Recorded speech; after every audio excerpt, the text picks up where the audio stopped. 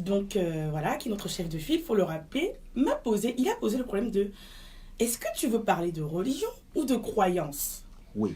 Parce que il dit que la religion, et on va revoir les définitions sous demande justement du chef d'orchestre, mais tu n'es pas obligé de rester là-dessus. Donc il voulait voir, parce qu'il faut faire attention, on n'a pas une notion similaire en Afrique de tous ces aspects. Oui, tout à fait. Alors c'est ça. Et donc j'ai dit à Cyril que je parlais vraiment de religion dans ce cas-là, parce que pour pouvoir présenter la chronique, pour parler en fait de ce sujet, on va présenter le cas du candomblé, qui est une religion au Brésil. Mais on s'entend que ça ne met pas de côté les croyances, parce que la religion, c'est en fait ce qui vient hiérarchiser et formaliser les croyances. Merci. Voilà. Merci. Le candomblé, c'est ça? Le candomblé. Ok. Si ça dit vraiment de la façon française. Non, je connaissais pas du tout. Moi aussi, je ne connaissais pas. Et je profite justement à dire que ça a été une suggestion d'un ami à moi et un fidèle de la chronique aussi qui me l'a proposé, vraiment les chroniques que je fais, Marc Moukoko, que je salue, et qui m'a dit ça pourrait être intéressant. Et j'ai décidé de creuser en fait ce que c'était et d'analyser cette religion sous cet aspect-là. Ok. Voilà. Alors, pour cette mise en contexte, voilà, parce qu'il faut faire des mises en contexte, on essaye de suivre l'exemple de Jade. Contextualisons. Ce matin, on a reçu une charmante invitée, donc Ayana Oshun, qui nous parlait justement de sa pièce de théâtre qu'elle devait faire dans les prochains jours, la semaine prochaine, si je ne m'abuse. Et elle nous expliquait pourquoi elle s'appelait Ayana Oshun aujourd'hui. Donc c'est une actrice comédienne d'origine haïtienne. Et elle a dit qu'elle s'appelait Ayana Oshun parce que c'était un moyen, si je dois simplifier un peu ce qu'elle a dit, de se reconnecter à son identité. Alors, pourquoi je prends cette mise en contexte-là? Parce que Oshun, tu l'as dit tout à l'heure, c'est une divinité yoruba. Et donc, on voit là, on a un cas concret ici en plein studio de Néo Québec, qui a une afrodescendante qui vit à Montréal, qui, pour se reconnecter à son identité, a choisi le nom d'une divinité yoruba. Alors, comment est-ce que, à travers justement une direction spirituelle, on peut se reconnecter en fait à son identité? Alors, j'en viens donc à la précision des notions, parce que c'est très important aussi de préciser ces notions pour le but de la chronique. Donc, c'est quoi la religion? Il faut quand même faire une petite distinction entre religion et spiritualité très rapidement.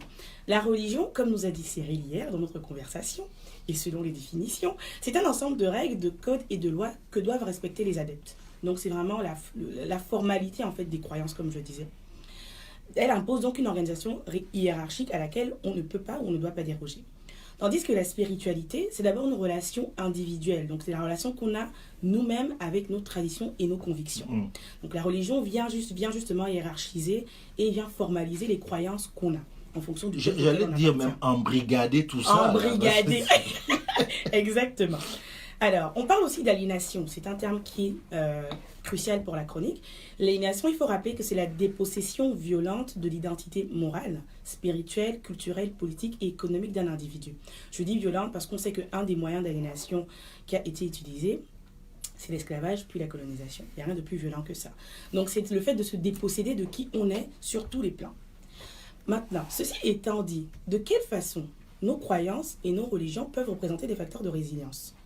Alors, on va faire l'analyse à travers justement le candomblé. Et pour le faire, il faut qu'on sache c'est quoi le candomblé. Tu m'as demandé c'est quoi le candomblé. Oh, tout à fait. Voilà. Alors, le terme candomblé, c'est d'abord un terme d'origine bantoue qui désigne les cérémonies publiques au cours desquelles les dieux viennent danser et se mêler aux humains dans la transe de possession. Donc ça, c'est vraiment une définition générique qu'on peut retrouver de façon scientifique. Alors, le candomblé fait également référence à la maison de culte où se déroulent les rites initiatiques, les sacrifices et souvent les consultations où le destin est interrogé à travers nombreuses méthodes comme par exemple la lecture des kauris. Alors, ce culte-là, il est arrivé au XVe siècle avec les esclaves déportés, donc au Brésil. Il est arrivé au XVe siècle au Brésil, avec les esclaves déportés qui, il faut le rappeler, sont à plus de 3 millions. Il y a eu plus de 3 millions d'esclaves déportés au Brésil. Donc, c'est quand même un des pays de l'Amérique latine, sinon le pays de l'Amérique latine qui comporte le plus d'afro-descendants. Tout à fait. Exactement. Alors, il s'agit là d'une religion syncrétique. Pourquoi on dit que le candomblé est une religion syncrétique? Donc, parce qu'elle mêle plusieurs croyances. Donc, c'est une religion qui mêle plusieurs croyances, notamment les cultes yoruba, les cultes fon et les cultes bantous. On dit également que le candomblé est syncrétique parce qu'il y a certains aspects de la religion catholique qui sont justement, qu'on retrouve aujourd'hui dans cette religion-là. Alors la raison est simple, c'est tout simplement parce qu'à cette période-là, donc pendant la période de l'esclavage, les esclaves, les afro-descendants, c'était interdit pour eux de pratiquer leur religion, leur croyance. Donc il n'y avait que le catholicisme qui était permis.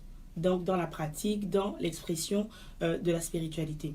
Alors un des moyens pour ces afro-descendants-là, justement, de contourner cette interdiction, c'était d'associer les divinités du candomblé au sein du catholicisme. À cet effet, un saint comme une divinité comme Sango, donc Sango c'est la divinité de la foudre, du tonnerre, dans le culte Yoruba, qu'on retrouve aussi aujourd'hui dans le candomblé, est représenté par San Pedro.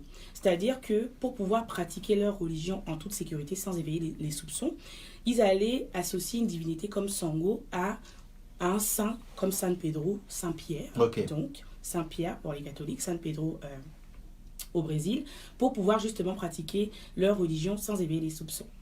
Alors, ça veut donc dire justement que le candomblé, c'est une religion qui en fait reconnaît qu'il y a un Dieu tout-puissant, qui est le Dieu Olundumare, et qui est servi par différentes divinités. Donc ça démontre à quel point c'est vraiment une religion qui s'inspire des cultes Yoruba. Ces divinités-là qu'on peut aussi appeler des orishas.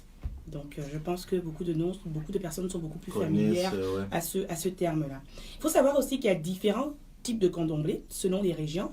À titre d'exemple, il y a le candomblé Angola-Congo ou alors le candomblé GG. Alors vous me voyez sourire parce que j'ai en face de moi Cyril qui me fait énormément sourire. Merci. Alors, maintenant que c'est dit... Non, c'est la façon dont tu les prononces. C'est ça, exactement. Donc le candomblé, donc, durant la période de l'esclavage et même après...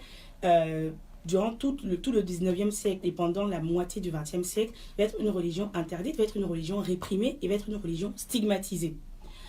Mais à partir des années 1959, donc à la fin des années 1950, alors que cette religion est toujours réprimée, les membres de la culture afro-africaine brésilienne, donc les afro-descendants du Brésil, vont jouer un rôle actif dans la divulgation de la samba. Donc la samba, c'est en fait une forme musicale à matrice religieuse qui est fortement liée au candomblé. Donc, ils vont commencer à activer pour que la samba soit de plus en plus valorisée à travers les médias. Par la suite, l'essor des médias visuels, donc quand je parle de médias visuels, évidemment la télévision, mais encore plus récemment avec les réseaux sociaux, va permettre en fait une plus grande vulgarisation des rites initiatiques même qui sont associés au candomblé et à tous les types de candomblé. Liés donc à la spiritualité de ces afro-descendants-là. Et ça va entraîner une prise de conscience identitaire en fait. Ok, donc c'est stratégique en fait. Exactement, c'est tout à fait stratégique. Parce qu'ils savent justement qu'ils sont réprimés par rapport à ça et ils veulent se faire entendre.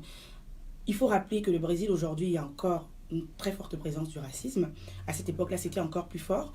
Donc, ils voient au candomblé, ils voient en cette religion-là, en cette pratique, un moyen en fait de valoriser leur identité au sein de la société civile. Et ils vont passer justement par l'emprise des médias, donc médias visuels, médias sociaux. Donc c'est de cette façon en fait que le candomblé va trouver un écho favorable auprès des populations afro-descendantes du Brésil et qui va commencer à trouver une reconnaissance et une valorisation. Donc, aujourd'hui, le candomblé est pratiqué par 3 millions de Brésiliens, sinon plus, et il n'est plus juste une religion, mais il représente une arme qui est utilisée donc par les afro-descendants pour lutter contre l'assimilation et contre l'aliénation identitaire et morale. J'ai trouvé un très bon exemple pour mieux expliquer ça, pour mieux expliquer comment le candomblé justement est utilisé comme arme justement contre l'aliénation, à travers l'exemple de Kuzam de Oliveira. Donc Kuzam de Oliveira, c'est une auteure et une professeure afrodescendante brésilienne. Elle a publié en 2008 une œuvre qui s'appelle Le Candomblé, Candomblé of K2 and Education, Strategies for the Empowerment of Black Women. Donc, c'est en fait l'objectif de cette œuvre, c'est de montrer comment la spiritualité, notre religion, donc pour le cas du candomblé, peut être un des piliers pour l'empowerment des femmes noires, autant jeunes femmes que femmes d'une certaine génération. Alors, lorsqu'elle raconte son histoire... C'est un beau sujet, en fait, ça, d'étude. Tout à fait, un très beau sujet d'étude. Donc, elle raconte en fait et comment vient en fait son implication dans le candomblé, pourquoi elle se lance dans ça. C'est qu'à l'âge de 11 ans, sa maîtresse va lui dire, elle va poser une question à sa maîtresse, et sa maîtresse va lui dire qu'elle ne répondra pas à sa question, parce que de toutes les façons, elle n'est vouée à rien d'autre que d'être une bonne plus tard. Donc, on est dans un contexte énorme de racisme, l'esclavage n'est pas si loin et tout. Et elle lui répond ça. Et cet épisode-là va vraiment la marquer et va la traumatiser. Et ça va venir renforcer la haine qu'elle a d'elle-même. Donc, haine qu'elle a d'elle-même par rapport à sa peau noire, par rapport à ses cheveux crépus, par rapport à ses traits. Donc, l'aliénation était déjà présente. Et la réplique de sa maîtresse va venir renforcer l'aliénation qu'elle ressentait déjà, la haine qu'elle avait déjà d'elle-même. En rentrant à la maison, suite à cet épisode, elle va demander à sa maman de la tremper dans une bassine d'eau de Javel pour qu'elle devienne plus claire, qu'elle devienne blanche. Donc, on voit le degré, et on voit vraiment le degré d'aliénation. C'est ça, il n'y a pas un autre mot. Exactement. Et c'est la première fois qu'elle va voir sa mère pleurer, en fait, parce que sa mère, ça va vraiment choquer sa mère. Il faut noter que ses parents sont catholiques à cette époque. Et parallèlement à tout ce qu'elle vit, parallèlement à cet épisode-là, la petite Kyuzam, donc qui est enfant à cette époque-là, est tourmentée spirituellement. Donc, elle vit vraiment elle fait des cauchemars, elle a des visions, elle est tourmentée sur le plan spirituel. Donc, pour pouvoir régler ses problèmes, ses parents vont essayer de l'amener à l'église, puisqu'ils sont catholiques, mais ça ne va pas fonctionner, ça va continuer. Et un jour, son papa est au travail, il est triste, et un de ses collègues demande justement à son père ce qui se passe. Et donc, le papa de la petite Kyuzam explique en fait que sa fille est tourmentée et qu'ils ne savent par quel moyen passer. C'est comme ça que le collègue va proposer justement au papa de venir à un culte de candomblé pour pouvoir justement libérer sa fille, spirituellement parlant. Il est réticent parce qu'il est catholique, mais il va quand même aller avec sa fille. Et ça va changer la vie justement de Kyuzam. Elle va passer des années à vraiment respecter les préceptes du culte et au fur et à mesure, elle-même, elle le dit, « I found myself completely ». Elle va pouvoir se retrouver. Comment elle arrive à se retrouver? C'est tout simplement à travers les préceptes en fait de cette religion-là. Et parmi ces préceptes, on peut noter en fait l'apparence des orishas, donc l'apparence des divinités qui est montrée à la petite fille. Elle se rend compte que les divinités sont noires comme elle, ont des cheveux crépus, ont des traits comme elle, ont les mêmes traits qu'elle. Donc, elle arrive déjà à trouver pour la première fois de sa vie une représentation. Elle arrive à s'identifier à quelque chose qui est considéré comme positif. Dans le candomblé, elle constate aussi que les femmes sont à la fois fortes et féminines. Il faut noter que les femmes sont des prêtresses, comme le culte vaudou, si on peut retrouver ça. Et donc, elle voit là une autre image de la femme noire, une femme qui peut être à la fois forte, qui peut être leader, qui peut être féminine. Donc ça vient renforcer en fait la positivité de la femme noire dans son esprit.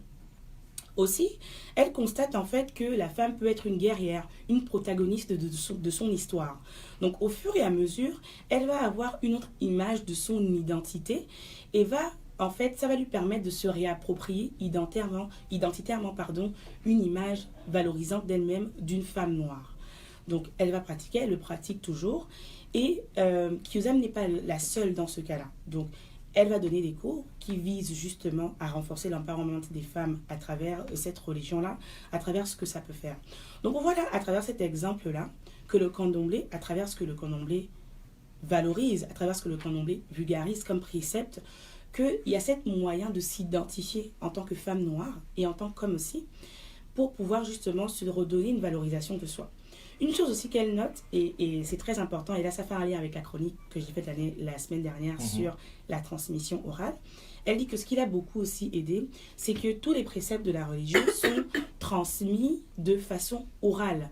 Et donc ça lui a permis de voir la puissance de l'oralité, justement, et l'oralité féminine en fait. Parce que comme je dis, les prêtresses jouent un énorme rôle dans cette religion-là. Et donc c'est un exemple en fait de religion qui démontre, comme à travers tant d'autres religions, que à travers notre spiritualité et nos religions d'origine, on peut se retrouver en tant qu'homme noir, en tant que femme noire, on peut se retrouver en tant que personne qui existe et qui a une identité valorisée.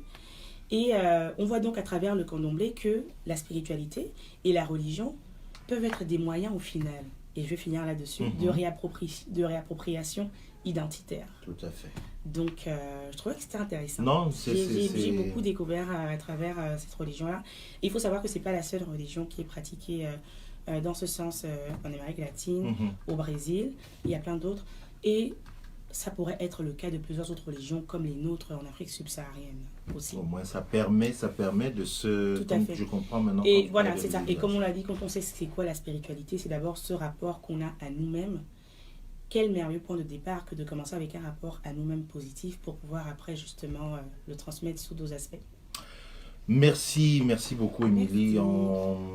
On a appris, c'est bon, ça, le candomblé. Je vais m'y intéresser. Oui, en tout cas, les liens seront évidemment dans ma chronique pour ceux qui veulent approfondir. Merci à ton ami là, de t'avoir Merci à Marc, mon coucou. inspiré. Ouais, exactement.